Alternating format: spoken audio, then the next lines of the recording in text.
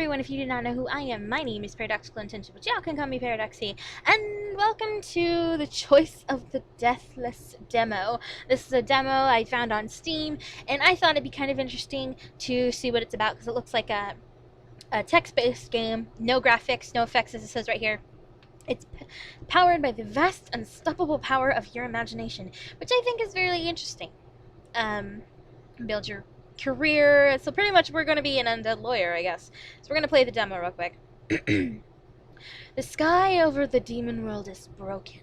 Lightning licks the strange geometries of cloud. Around you rises the demon city Akargath. Warped crystal and flame, thorns and razor wire. And this is the nice part of town. Gods, you hurt.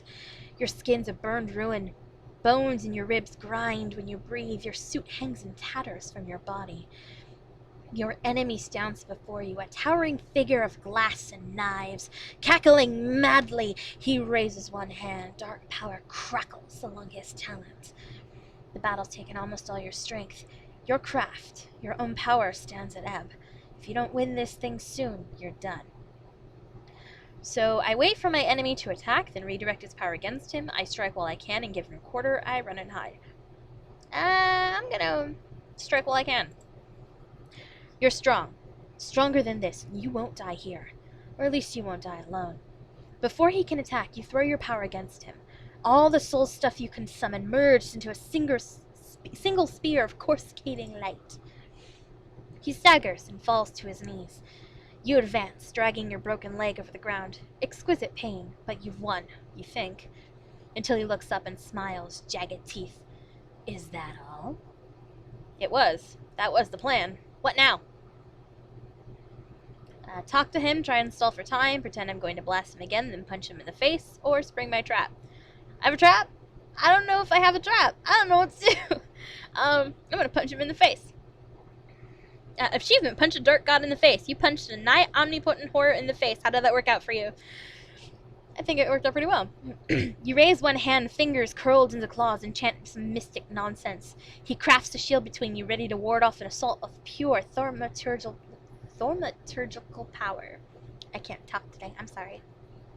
His shield's a piece of work. Certainly would have stopped an assault of pure thaumaturgical power. Doesn't stop your fist, though.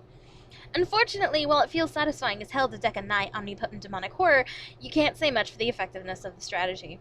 His head snaps back, spins around, settles onto his shoulders again. It would be a comical effect if you weren't about to die. Blood runs down your hand. You slice open your knuckle you slice your knuckle open on his cheekbone. Great, you think the instant before he hits you. I died! He closes his clawed hand into a fist. You crouch, ready for the attack. He's powerful, but arrogant. If you hold out a few seconds more, you'll find some angle, some way to beat him, as long as you can keep it together. The claws of light and power strike you, and you shatter. Your mind comes to pieces, and the pieces tumble. Sharp, spinning. Seconds come unmoored from seconds. Shards catch and reflect images of a once familiar life. Your past, spinning out of reach. You have to fight back. Have to stop him. Defend yourself. So hard to think. What does thinking mean, anyway, outside of time? You scramble amid the shattered, jagged facets of yourself. They cut your fingers and blood flows into memory. You must remember. You must fight. You are... Hells. Who are you, anyway? There must be an answer here, amid the silvers and glass confetti, among the kaleidoscope shapes. If only you could grasp it. You don't even have hands with which to grasp. Or a body, for that matter. No, you have one. You remember. I am a woman. You are a woman. Your name, if you could just remember, names tie lives together, knit memories to memories, and your name is something else. Paradoxical. None of these. Ha! I'm so clever. So how did you get here, Paradoxical? So many alternate paths, so many options, dream shards, timepieces, childhood, the first stirrings of power.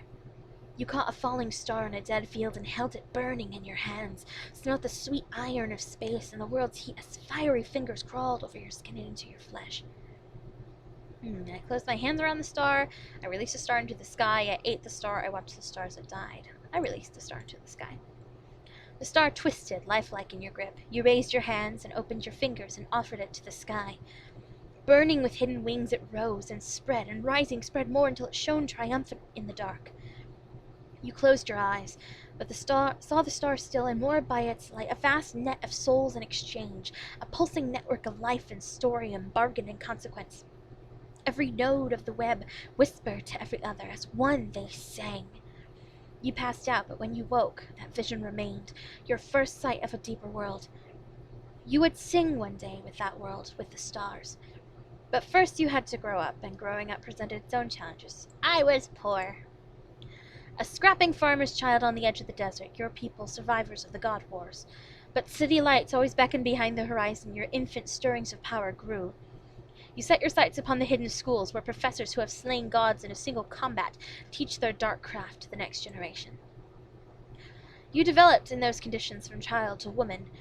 Here's a cutting, tumbling shard of lips and skin, a first kiss. A girl I knew. A bright afternoon, a brief rest, a pressure of lips and hands and bodies. Neither one of you was very good at kissing or at anything else you tried, but it was a start, and it was sweet. You wonder what became of her. You'll never know. More flashes from your years of the hidden schools where you study the dark arts men call craft. A century ago you would have been burned at the stake for learning these skills, how to raise the dead from their graves, how to hold the power of the gods in your own hands. Then the God Wars happened, and humans won. The hidden schools rose in defiance of divine authority, and life became a lot better for people who chose to twist natural law to their whims, people like you. You see, you remember. Sneaking through and around the rules. You climbed the sevenfold tower in a thunderstorm to see the light that played among its many tines. What you saw there, you've never told a single soul. Professors warned you to stay within the rules, not to meddle in matters you lack the context to comprehend, yet you were the first in your class to wake a corpse from slumber. Admittedly, it attacked the freshman dorms and started a zombie plague that almost infected the whole school, but nobody tied that to you, though, at least not officially. You learned the hidden names of Professor Halcyon. You found 6 of the 7 immaterial volumes of the Great Library. You think you caught a glimpse of God, or a god at least, in the outer reaches of the astral plane. Once. You were probably a bit unhinged, but damn if you weren't unhinged in style. The hidden schools were a realm of darkness and study, but no one ever accused the students there of monastic discipline. What pleasures did you indulge in? What loves, what faces, what bodies reflect in the falling shards of what used to be yourself? I wanted both men and women. You chose the one you loved, no matter what flesh they wore. They were strong, they were brittle, they were brilliant, they were short-sighted, they were beautiful, they were they were unformed. In short, they were young, and so were you. But the process was fun for all involved. And then you graduated and went to work. Creek Tower rises like a black needle over a sprawling Shikah skyline. To the east stretches the Greywater, a slate gray broken by white chalk-line waves. Below and off to the west, broad gridded streets map the earth between buildings the size of city blocks, and beyond these lie older red-brick neighborhoods that never quite recovered from the God Wars. Varkath Nebuchadnezzar Stone occupies the top 20 floors of Krieg Tower, your new office. Your first office ever is a cubby on floor 35, toward the lower bound of VNS territory. It's empty but for you and the few personal possessions you're moving in. A single box, piled high with craftwork books, and on top of them a few teetering personal effects, including a daguerreotype of your graduation. You look so proud. You set the box down and sag into your chair. You hear the subtle shift in the box and turn in time to see the picture fall. I catch it with the craft. The picture's yours and has your name on the back, easy enough to grab hold of it and stop its travel through space. The picture stops in midair. As you pluck it from your own mental grip, though, you feel a stab of pain in your thumb. The sudden stop broke the glass and you've cut your finger open on it. Shit! You wrap your thumb in tissue paper to stem the bleeding, which should help. You hear a knock on the door, and a second later it opens to admit Cassowary Chen, another first-year associate of Varkath Nebuchadnezzar Stone. She started a week ago, same as you, and for both of you the last 7 days have been a solid wall of training. She's borne it well, better than you feel you have. Like you, Cass wears a dark gray skirt suit. She's intense, 5'5" or so, dark hair, expressive features, given to sharp, broad gestures with her hands while talking. She glances down at your thumb with concern. Are you okay, Paradoxical? I thought this place could use a little more color. She laughs. I know just what you mean, and it feels like blood's the only color they like seeing around here. Trust me, I looked through the employee handbook. Anyway, she says, Pat and I thought we might meet for dinner before this casino night orientation thing. Pre-game a little. You want to come? I'd love to. Great! She shoots you a thumbs up and scribbles down the address of a bar not far from casino night. We'll meet there at 7, okay? Then she's gone, in a flare of jacket and skirt and clicking heels. If you want to meet her by 7, you'd best get home. You have some work to do. You're still living out of boxes, and it would be nice to stop that one of those days. You have barely enough time to get home, unpack a little, and return. Lucky for you, that's still the first week of training. In a month, once the work picks up, you doubt you'll ever again see a sunset that is not filtered through glass. Too many dead men to be raised, gods to be wrestled, laws of reality to be violated. You know, the usual life of a craftswoman. Home waits, though, for now. And where is home, anyway? Rent's higher closer to the office, but the closer you are, the shorter the commute, and short commutes mean more sleep, which makes everything in life easier. Close to the office I can get. Downtown Shikaw's a pricey place, but this job will take enough of your life without you having to sacrifice more of it to a daily commute, even if you feel like your landlord is vampiric scum. Not that you have anything against vampires, mind. Salt of the earth. Well, not literally. You walk home along downtown steel canyons and soon reach Castiel Towers, an Art Deco titan of steel and concrete. Ooh, I like Art Deco. Sides decorated with aluminum thunderbolts and brass suns. The lobby's all plush cushion and chrome. Not bad. Not bad at all. The elevator doesn't even whir as it drags you up to your 14th floor apartment. Ooh, swanky. Speaking of rent and commutes and similar topics, what kind of life are you living exactly? By which I mean, when you left the hidden schools to embark on this path of high thaumaturgy, you were carrying about 2 million thaums in debt. Currently, your soul is only worth about 1747. Your salary is 160,000 thaums. Let's say 100,000 after all your various fees and obligations to the city of Shikar are handled. Debt obviously is debt. The hidden schools lay claim to your soul and all of its future products. As long as you carry this debt, you'll never be free. Bad necromancers can and will hunt you to the end of the earth. That being said, how much of your salary, after you taking care of rent and living expenses, goes towards debt, and how much is yours to spend? See, this is a kind of personal question for me, because I'm kind of in that point right now. You know what? I want that debt gone. I need it gone. Your apartment is a mess of boxes, piles by the door, in the hall, in the center of the room. You have a bed and pillows, but that's the limit. Everything else is cardboard and packing tape. You glance ruefully at your watch, set down your briefcase, and start unpacking. At this rate, you might have some time to do something other than unpack and go to firm functions sometime around 2 months from now, though that's an optimistic estimate. You manifest a knife out of your own soul stuff and start tearing open boxes. You'd have used something more prosaic, but your knives and scissors are, of course, packed. Damn it. You haven't looked at your watch in a while when you hear a knock on the door. Answering it, chain in place of course, you discover to your surprise Ashley Wakefield. You haven't seen Wakefield since graduation. You hope never to see him again. Ash Wakefield of the Southern Wakefields, the scion of a high family, and everyone in the hidden schools knew it. Affluent, blonde, brilliant, and sculpted out of marble, metaphorically, though you never got close enough to check.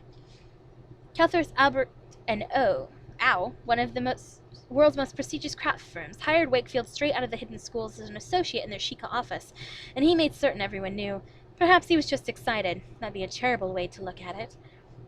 Intention, he says. It's been quite a while. Since we're both going to this party, I might as well visit another lonely and bereft graduate in this dismal city.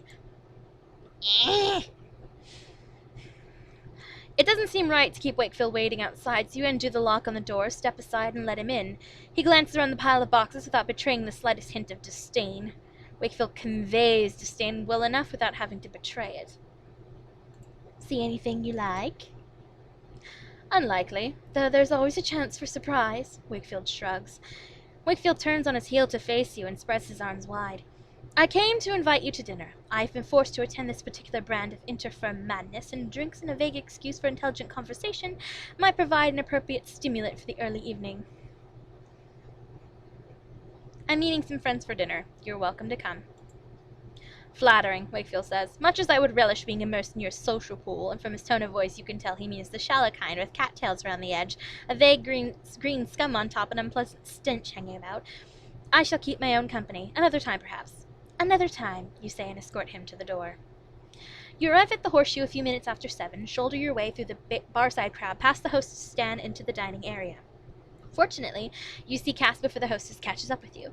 She half stands, waves, and smiles. Pat turns to and smiles even broader, but he doesn't stand, doesn't wave. He's a big guy, a slow mover, but smart, older than you and Cass too, old for an associate. Dignified, short curly hair, dark skin, Iscari cuffs on his pressed shirts. He has a family even from what you've heard. A wife at home and a kid on the way. The waitress swings by. What will you have? Yeah. Beer. I'll get right on that. You drink and eat and talk. Before long, the conversation turns, as it always does, to work. This time the subject is goals. Specifically, Cass Chen's lack of them. I don't know, she says. Working for the firm develops skills and connections and all that, but in the end, so much of what we do is abstract thaumaturgics. It doesn't connect to people, to human lives. What does it matter if a concern recognizes extra % of profit? To the many who work for that concern, Pat Nagabe replies, an extra % of profit or a fraction of it might matter a great deal, and regardless, we must think of our own lives and careers before we ponder abstract injustice. It is enough, I think, to care for our families and those close to us. When the world's suffering? Chen shakes her head. What do you think, Paradoxical? What do you want out of work with the firm? I want to give something back to the world if I can. But what, Pat says, can you give? Such a statement just strikes me as dangerously vague. Many of the early missionary forces into the Gleb, believed they came to spread the virtues of the various gods. They brought great destruction on the peoples they found there, my people. I don't mean conquest, you say. There's war in the world, poverty, starvation, and we have power to call water from a clear sky, to bring the dead to life, to ride the lightning and quake the earth. There must be something we can do, something real. That's just what I mean! Cass almost spills her beer, but you catch it. There's a light in her black eyes. We could do something. We could change the world. Change it, Pat says, into what? I, Pat says, will make a partner. Once I have established a place for myself and my family in the city, then my children can concern themselves with personal gratification, not to mention this nebulous giving something back where Cassowary seems so concerned. Now you're just being mean, Cass says. And it's not like I don't want to succeed. I just think that there's more we're supposed to do here than try and get as big as we can until we explode. Pat raises his beer in a salute. Bigger is better. You know what I mean, Cass says. Not really. The conversation spins for a while, but time's wasting. You're all more than fashionably late already. You get the check and head out to casino night. Varkath, Nebuchadnezzar, Kaltras, Albrecht, and Au, and a few other firms have rented out a swanky waterfront restaurant. A chandelier dangles from gold chains over a room swarming with craftsmen and craftswomen clad in pinstripes and slick silk. I'm sorry, I can't talk tonight. I apologize. Cocktail glasses clink, dice thud, and roll over green felt tables. Everywhere you hear the flush bird sound of shuffled cards. Outside and overhead, a few stars have survived the onslaught of the city lights. They glitter over the black waters of the lake. You wander the floor for a moment, trying to take everything in, and score a drink from the bar. When you turn back, you take an inventory of the room. The ever-practical Pat Nagave is playing blackjack, the best odds on the floor given perfect play. Cass Chen flits from conversation to conversation. She's on her second cocktail of the night, not counting her dinner's drinks. This may not end well for her. Ashley Wakefield should be milling with the rest of the KAA crowd, standoffish and superior as always, but he's not. You find him at one of the poker tables, seated next to... Oh, gods. That skeleton in green with the hands of cold iron and glyphs burning on the pat of his bared skull, and that mask of cured leather. That's Golan Varkarth, as in the named partner Golan Varkarth. You've seen his portrait, but you've never seen him in person before. Try to network with some senior partners. There are plenty of impressive people at this party, and you do manage to exchange a few words with some of them, but most are talking with other impressive people. Most of the higher-up guests seem more interested in mingling than gaming. Perhaps this entire casino night concept was a ploy to draw Varkarth out of his sanctum for once. Pat notices you orbiting a conversation in which Angelica Nebuchadnezzar is arguing about the proper preconditions for the resurrection of a dead god with a partner from KAA you don't recognize. Pat raises a glass to you in salute, recognizing a fellow traveler. You salute back, notice your drink's empty, and retreat to the bar. I'm gonna head to the poker table. You join Varkarth, Wakefield, and a few other monsters at the table. The goddess of the game hovers above the felt, shifting and glorious, calling each player in turn to his or her destruction. No sense waiting. You sit down. Wakefield looks up from the cards. Decided to button up your trousers and play in the big leads? I want to give you a head start. And a chance. Varkarth says nothing, neither does anyone else. The big blind this deals a craftswoman who has replaced her skin with scales, and the little blinds of Varkarth. You glance at your cards when the bet comes around to you and raise. What's your plan for the evening? I want to get Wakefield. He sounds like an asshole. The game continues. You watch for your opening, playing slow and tight and watching Wakefield until you think you have him figured out. You chase a few hands that don't make sense and you think he gets the point. So the next time Wakefield pulls a good hand, you make the same outsized raise you've made 3 times previously when chasing a flush, even though you have 3 of a kind. You and Wakefield raise one another back around the board. Others drop out. The goddess of the game swells, proud and hungry over the table. Your soul joins with Wakefield's inside the goddess. You live outside yourself. And when the time comes, Wakefield calls. You flip your cards over and show 3 of a kind. Wakefield blinks and his face goes slack. He slides his cards into the center of the table face down. You're too clever by half, he says. That's the idea, you say before the goddess smiles on you and you lose yourself in a wash of soul. That's the play of the night for you. Unfortunately, to set Wakefield up, you had to lose almost as much soul as you won. You're a little ahead for the evening, but when the game breaks and the goddess dissolves back into the players from whose souls she was formed, you find yourself about even. The game breaks by unseen agreement and the goddess returns your souls. The dance of cards is done. You rise, stretching against tense muscles, and stagger off to the bar for a drink. Before you travel far, though, you hear a voice behind you, harsh and melodic in weird directions, like a house key scraped over a violin string. Ms. Intention, a pleasure to play with you. You turn and see Varkarth.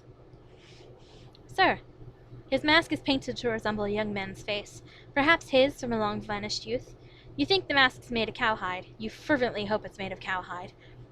You got what you wanted, but you lost on the game overall. That's rarely a good plan. I'll remember that, sir. Hard to read the expression on that mask, if there is any expression for you to read at all. He turns away. You feel exhausted. Long day, long night, and more days to come. Many more of them if this life works out the way you've planned. Chen and Pat are talking at the edge of the dance floor. They look like they're ready to go. Meanwhile, the dance itself is heating up, and you see some people in there you wouldn't mind heating up as well. And there is always the bar, not to mention your bed, though it seems so far away now. Dance floor.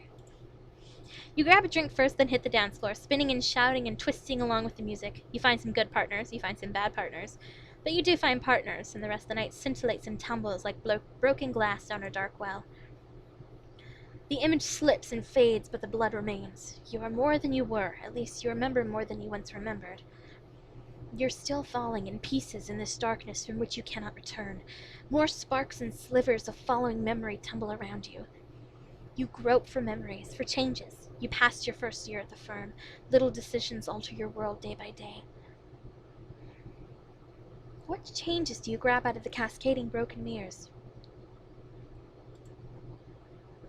Changed how much I saved. I gave myself a moderate amount of pocket money. Makes sense. You worked hard and deserve a little comfort. Though it does mean that the debt will stick around. What changes? It didn't change anything else. And so you reach for another shard of your spinning mind, another reflection of a screaming face you barely recognize as your own. You stand in a dark room inside a glowing pentacle and hold a knife of lightning to your wrist. Somewhere, a clock strikes midnight. You hold back a yawn. Too much work recently. Always too much work, anyway. It's time to work, as always. You press the knife pointing to your skin. A drop of blood wells up. You pull the blood away, and the blood drop falls, round and reflective, to the floor. And when it splashes there, you fall too. You fall into the world of gods. The material realm breaks around you, and for a moment you feel yourself a gnat passing through a beam of light, revealed to enormous beings who normally would not notice something so small. But in this instant of exposure, they might well reach out and destroy you for their own amusement or only to pass the time. You leave the light and find your destination. You hover before a wall woven by spiders out of silver webs. Most of the patterns are abstract, but a few resemble faces, the faces of people you know, screaming.